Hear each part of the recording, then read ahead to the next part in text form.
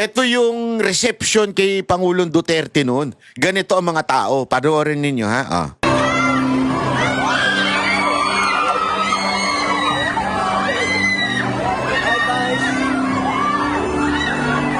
Grabe, lalong nabuhayan, ano? Nung nagsabi siyang tatakbo akong presidente, di ba? Dapat sana ang reaction, ang kapal naman ng mukha niyan. Para kay Ontiveros. Di ba? Si Ontiveros sinabi niya, option kong tumakbo. walang nagsabing, kaya na. Hindi. Sarang tungin yung mga tao sabing, kapal ang mukha niya. Sino ba yung hayop na yan? Bakit siya tatakbo? Ano yan? Sikat ba yan? Kilala ba yan? May nagawa ba yan sa Pilipinas? Naipaliwanag niyo na ba yung PhilHealth? Ganun ang mga tanong ng... eto, tanong to ng mga tao, ha? Hindi ako. Ako, alam ko na nangyari doon sa PhilHealth, eh. Pero yun yung mga tanong ng tao, di ba yan yung si PhilHealth? Ay, kung sinong PhilHealth? Noong una, napaisip talaga ako kasi ganun yung sinasabi nila. Hindi ko kagad na-gets. Akala ko, sekretary siya ng PhilHealth. Yung pala, meron siyang nakasangkutan. Di umano, allegedly, na issue doon sa PhilHealth. Kaya yung mga tao, pag nakikita siya, uy, PhilHealth, PhilHealth. Kayo ha, huwag kayong ganyan. Huwag nyo naman siyang tatawagin PhilHealth girl. Ha? Baka naman mamaya pag nakita nyo yan sa daan, pag nakita ninyo yan sa rally, PhilHealth, PhilHealth, ang isigaw ninyo.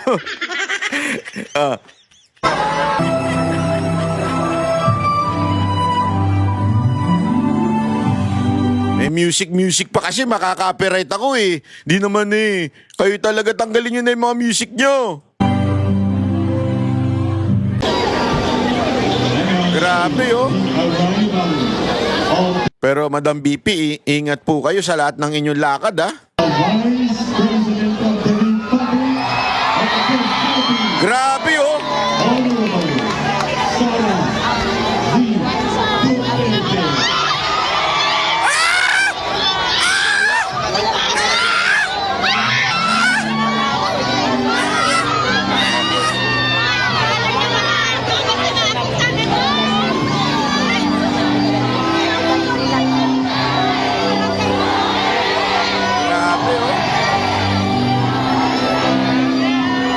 Wala na, finish na mga kababayan. Finish na. Kung ikaw, tatakbo sa 2028, nakikita mo to, ngayon pa lang yan ha, wala pa tayo sa campaign. Baka sabihin na iba, bakit nangangampanya na yan? Wait, automatic ko decide. Matagal niya nang ginagawa yan na nag-iikot siya. Dahil nga gusto niya malaman ang kalalagayan ng mga Pilipino. Alam mo, dapat naman kasi, dapat naman talaga nag-iikot. Ang problema, yung mga politiko, nag-iikot lang during campaign. Si BP Sara Duterte, after niyang tumakbo, nakita niyo, nag-iikot-ikot pa rin siya kahit nanalo na siya. Nag-iikot-ikot siya. Tapos kinulayan pa nga iba, ba't kaya nag-iikot-ikot? Tatakbo kayo presidente to, ganyan. Hindi. Kasi dapat talaga ang mga politiko, kasi, ito, you have to understand this. Ang mga politiko, the reason why they're there is to govern. When you say govern, it means it involves people. Diba? Ibig sabihin nun, kaming mga tao, magkakasama kami bilang Pilipino, bilang isang barangay. Kailangan may magsalitang isa. Kailangan may mamunong isa. Hindi pwedeng walang mamuno. Or else, chaos yan. Dapat may sinusunod. At dapat, siya ay nakikinig sa taong bayan. Ano ibig ko lang sabihin? Napakasimple niyan eh. Etong mga public official natin, hindi dapat laman lang yan ng kasino, laman lang yan ng mga party-party na may mga babae. Hindi lamang po laman yan ng kung ano-ano. Dapat yan po ay umiikot sa tao. Hindi yung puro nasa opisina. Tanungin ko kayo, yung mga politiko nyo ba, pagkatapos ng kampanya, hindi na kayo dinadalaw, pero during the campaign, halos araw-araw na andyan. Diba? Bakit? Kasi kinuha lang yung boto, tapos hindi na nag-govern. Hindi naman Ibig sabihin, hindi ka napapasok sa opisina kasi alam mo naman yung mga pilosopo, sasabihin nila, dapat nasa opisina para they can govern. Oo. Pero dapat, mas madalas siya sa tao. At yan ay isang prinsipyo na nasusulat sa Biblia. Diba? Quick to listen, slow to speak. Ano ibig sabihin nun? Dalawa tenga sa bibig. Ibig sabihin lang nun, you spend more time with the people, listening to their cries, listening to their needs, instead of staying inside your office. Simple Simpleng-simple yung prinsipyo na binigay ng Biblia. Quick to listen, makinig ka. Pakinggan mo mga tao so that you can govern. Iyan si VP Sara Duterte. Diba, nakita nyo naman yung interview na tawag dito na binlock ng hindi pinalabas ng mga media dahil nainggit, dahil na insecure, at higit sa lahat ayaw nila ipalabas yung magandang interview ni VP Sara Duterte. Kaya nga mga kababayan, nananawagan ako sa inyo. Sigurado ko, lalong-lalo na doon sa sinabi ng mga Marines, mga ex-Marines, sinabi nila, di ba, na mga media at saka media practitioner and host and reporter ay nababayaran. Talagang imi-media blackout po nila si VP Sara Duterte. Ginawa na nila yan kay Pangulong Duterte. They did not succeed because may social media nun. Kaya nga, di ba, tinarget si Mocha nun, kung maaalala ninyo. Kasi si Mocha ang pinaka-millions yung kanyang followers. Hanggang ngayon, millions pa rin sa Facebook. Dahil sa tindi ng nasimulan niya. Nauna siya sa lahat ng mga vlogger. Siya talagang naunang vlogger. Di ba? Millions. At kaya dahil doon, marami ang sumunod, marami ang tumulong, at kahit tayo mga netizen, hindi ito'y success lamang ng isang vlogger. Lahat tayo nagpo-post na. Lahat tayo mga netizen. Di ba? Kaya nga alam mo mga kababayan, kasi noon pa lang, ako'y aktibo na. Alam nyo naman po na tayo ay parte ng Mocha Uson Vlog at si Mocha bilang pinuno noon ay nakikita kong galawan noon. Noon talagang pag hindi nakikita ng tao, pinupost namin noon. Tapos yung mga tao naman kinakalat, sinishare. Napaka-importante noon. Di ba? At kaya din, somehow, nakatulong ito ng malaki kay Pangulong Duterte. Ngayon mga kababayan, sinimulan na nila ang media blackout kay VP Sara. Ano ibig sabihin ng media blackout? Baka sabihin ng iba, binabalita naman. Oo, binabalita pag may masama.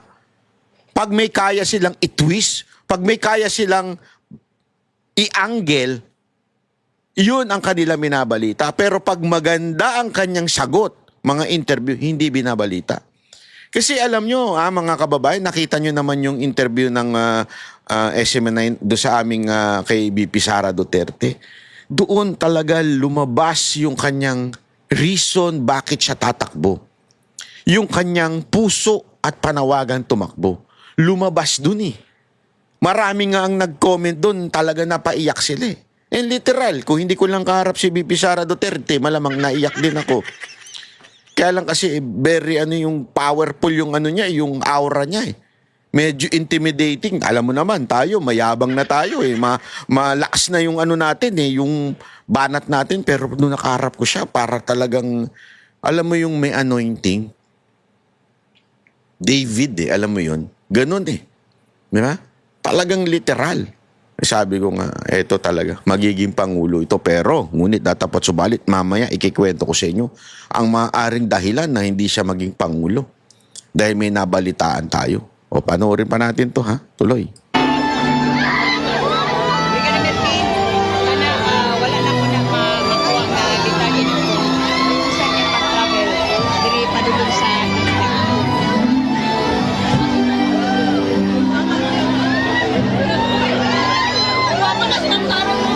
Grabe Yan ang tinatawag na organic, wag magpanik. Kasi yung media ngayon nagpapanik na, pati yung mga ano, alam nilang may sorry, yung mga kurap merong paglalagyan di ba? Eto pa, tingnan niyo, papakita ko sa inyo to. Ay, sorry. Ito. Ow! Ow! Ow! Ow! Woo! Woo! Grabe, no? Saan ka na nakakita ng ganyan? Saan kayo nakakita? 2026 pa lang. 2028 pa yung eleksyon. Pero grabe na. Kaya nga sabi ko sa inyo, finish na Tapos na laban. Maniwala kayo sa akin, tapos na laban. Wala na. Wala na. Kasi simula pa lang ito hindi niya pa sinasabi yung kanyang plataforma, hindi niya pa sinasabi yung kanyang magagawa. Kasi alam mo, ganito bakit siya lumakas? I-analyze natin, bakit ba lumakas si VP Sara Duterte? Alam mo, dito ko nakita talaga na gumalaw ang kamay ng Diyos Ito ipapakita ko sa inyo. Nung panahon ni Pangulong Duterte, talagang malakas si Pangulong Duterte. Sobrang lakas ni Pangulong Duterte. Si VP Sara Duterte medyo sakto lang. Sakto lang. Di ba? Kasi nga, para bagang yung mga tao, they are parang admiring VP Sara Duterte because she's the daughter of PRRD. Aminin na natin, doon nagsimula yan. Kasi hindi naman natin kilala. I'm speaking not from a Visayas or not from Visayas, not from Mindanao. I'm speaking as a Taga-Luzon. So, ibig ko sabihin, ito yung perspective. So, hindi ganun kalakas si VP Sara Duterte. Kasi nandyan ang kanyang tatay. Pero kung makikita ninyo, bakit nadala si Pangulong Duterte sa The Hague? Dito kasi, unless yung pinaka malakas na pinagdedependehan ng lakas ng yung anak niya, ay mawala. Hindi lalakas ito. 'Di ba? Sabi ko nga nung bata tayo ito, kwento ko lang ito. Kinikwento ko ito kagabi. Sana makinig kayo. Maganda ito para sa lahat ng nakikinig dyan. Kasi nag-usap kami ni Jack. Kinikwento ko sa kanya. Kasi siyempre, nademanda siya, di ba? So, pinayuhan natin siya. Sabi ko sa kanya, alam mo Jack, ganito lang yan. Simpleng-simple lang ang buhay. Ang buhay, scripted na yan. Ang buhay, nasusulat na yan. Bakit? May revelation Ano ibig ko sabihin? Everything that is happening to us is predestined. Meron ng plano ang Diyos sa tao. Diba? Sabi nga, diba? I have plans for you, plan to prosper you and not to harm you. Doon sa mga nagtitiwala. May plano na yan. Scripted na lahat yan. Ngayon, bakit ka dumadaan sa mga pagsubok? To build your character and to build your character for you to be able to face yung mga darating na trials and mga darating na mga plans. Halimbawa, personal experience ko ito Personal experience ko. Ako po talagang mamas boy ako. Doon ako lumaki. Sa nanay ko, talagang sobrang mahal ko nanay ko. Kami yung kasi yung kapatid ko, si Utol, yung mas matanda sa akin, yung Coach Oli, mas matanda yun mas mukha lang bata pero mas matanda yun sa akin ng 3 taon. Siya more on sa syempre, unang anak siya 2 lang kami. Tapos meron akong isang kapatid, basta isa pang kapatid. Pero talaga yung simula 2 lang kami. Okay? Nakalimutan ko na yung tawag doon, sorry pero love kita na kapatid ko. So, di 2 lang kami nung una. So, siyempre si Utol, yung mas malapit sa tatay tsaka sa nanay, ganun. Ako yung pangalawa na. Dito medyo busy na yung tatay ko. So, mas close ako sa nanay ko noon.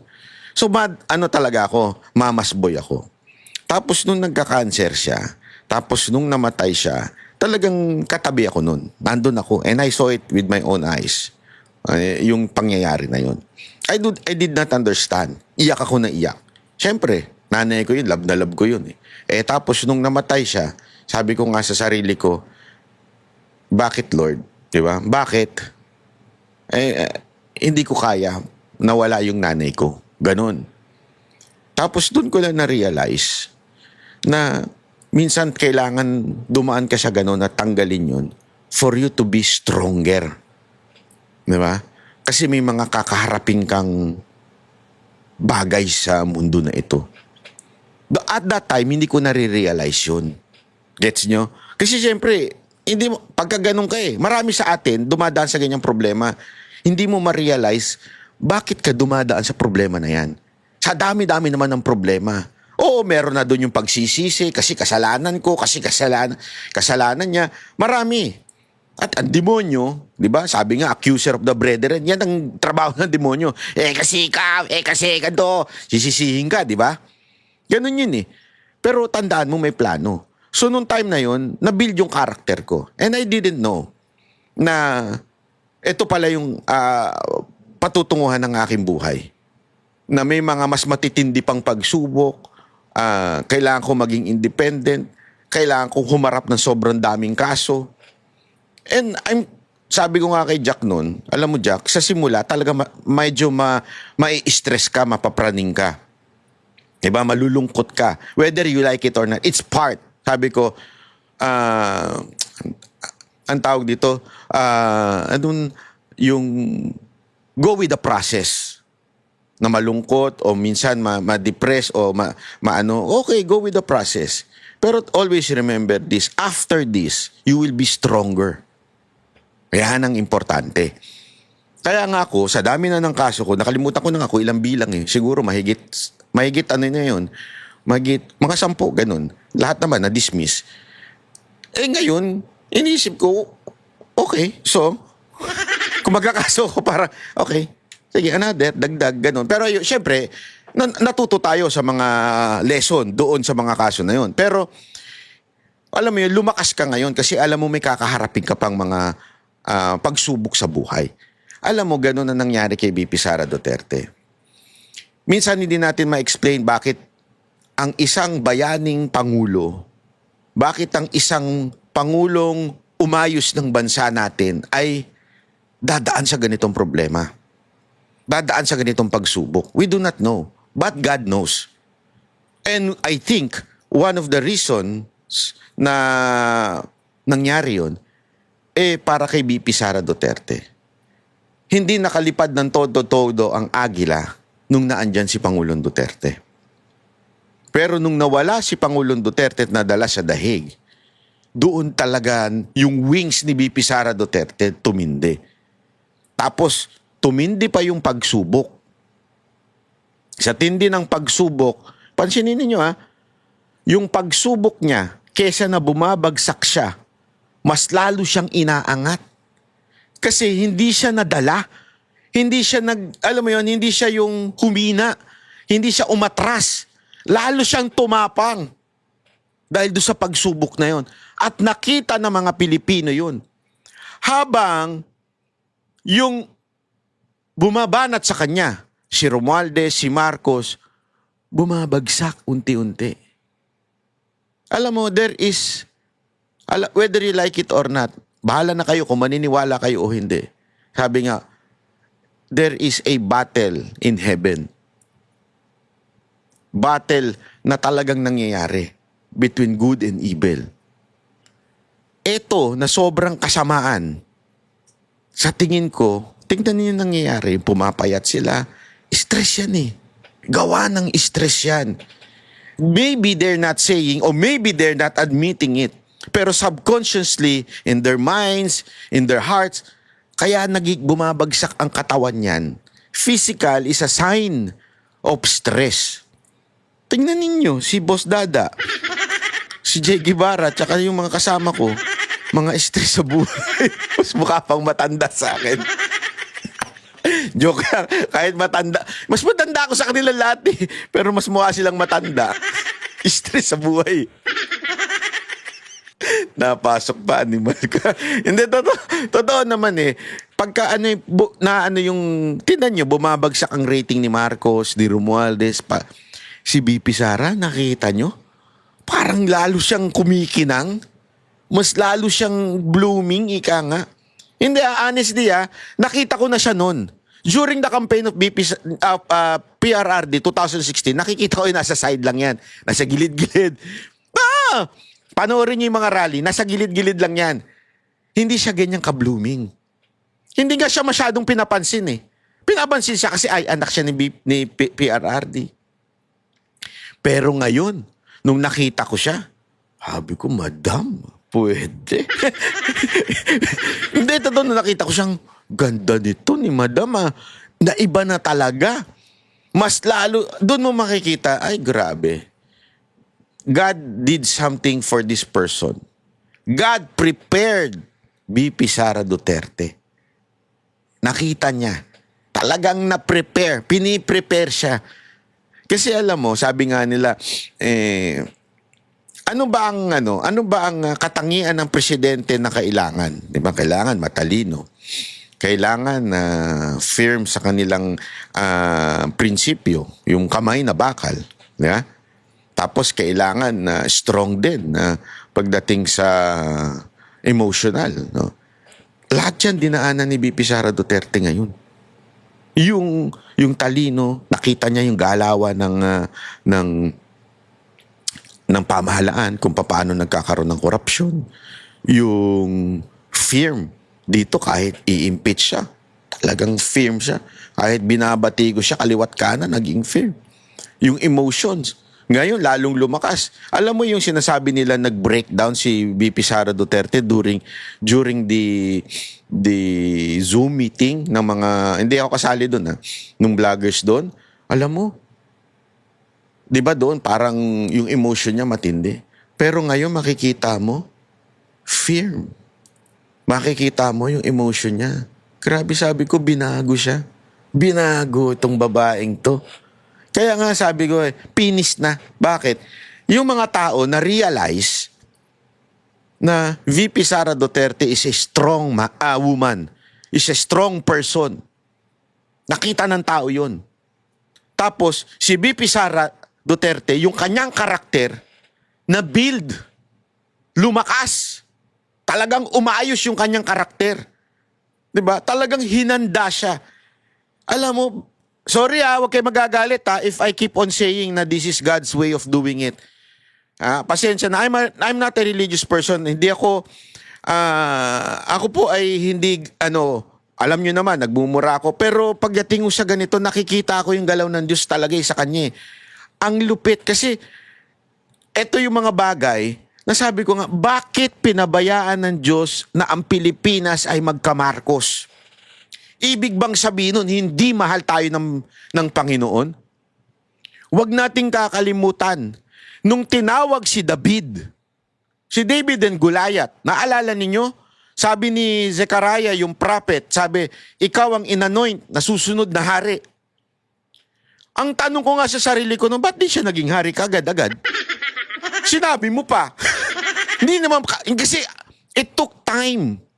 He was anointed, pero it took time before he became king. Marami pang taon ang dumaan. Alam nyo kung bakit? He was trained. Trained physically, he was trained mentally, how to govern. He was trained by facing a lot of problem. Remember, yung asawa na pinipilit ipakasal sa kanya, tapos yung naging asawa na rin niya pero pinahiwalay sa kanya. Yung nagtago siya, ang daming pagsubok na dinaanan ni David before talaga siya naging king. Pero ang tanong, bakit sinabi nung una? At bakit hinayaan pa ng Diyos tumagal yun? Kung mahal ng Diyos ang Israel, bakit niya hinayaan tumagal yun? Because God is teaching the people of Israel or the Israelites and David. Moses. Ito sa part ni Moses, ganun din ang ginawa. Tandaan ninyo, alam ni Moses nung na-discover niya na Hebrew pala siya, nung na-discover niya na hindi pala siya full-fledged na Egyptian o hindi siya talaga royal. Ibig sabihin, hindi siya dun sa royal family. Remember, kinuha lang siya dun sa batis. Hindi talaga siya royal. Supposedly, dalawa sila dun, di ba? Hindi talaga hindi siya yung dapat. Pero nung nalaman niya at nakita na niya at sinabi na sa kanya at kinausap na siya ng Diyos na siya ang susunod, na alam mo, o susunod na hindi pala susunod, magpapalaya sa Israel. Alam mo, it took a lot of years pa para magpaikot-ikot siya sa wilderness. Matindi yun, ha? Pinangakuan ka ng Diyos tapos pinaikot-ikot ka. Ano yun? Hindi, isipin mo yun, ha? Bakit? Ibig bang sabihin, gusto ng Diyos na mag-suffer pa yung mga Israelites doon? Kasi remember, alila sila doon. Iba ang alila nun. Pag sinabi mong alila, wala kang karapatan, wala lahat. Bakit pinatagal pa? Meron na siyang inanoint na magpapalaya sa Israel. Because of two things. May tinuturo siya doon sa mga Israelites at may tinuturo siya kay Moises. Now, balik tayo sa Pilipinas. Bakit pinabayaan ng Panginoon na maging presidente si Marcos? May tinuturo ang Panginoon sa mga Pilipino. Tama na ang Marcos. Kasi, remember, nung panahon na si Marcos Sr. ay pinano doon, hati pa ang mga tao.